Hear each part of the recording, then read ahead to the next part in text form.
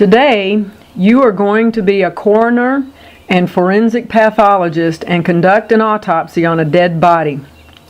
An autopsy is a detailed and careful medical examination of a person's body and its organs to establish the cause of death. The word autopsy is derived from the Greek word autopsia, meaning seeing for one's self.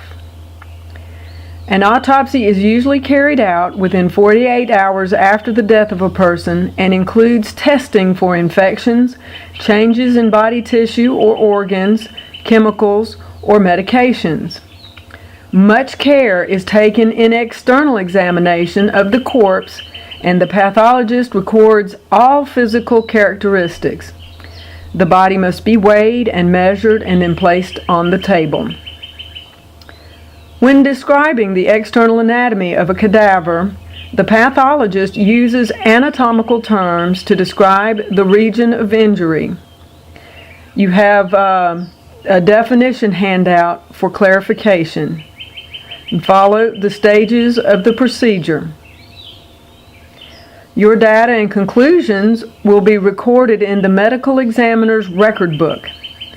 Along with the crime scene evidence collected, you will fill out a report and write a narrative description of what you think happened based on your particular evidence.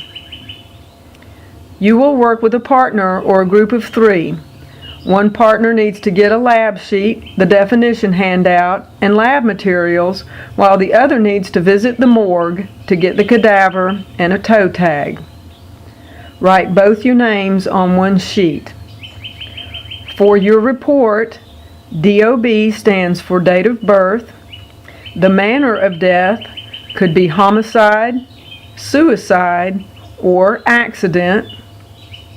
And the cause of death could be gunshot, stab, electrocution, burn, poison, a fall, drowning, freezing, starvation, suffocation, strangulation, overdose, or disease.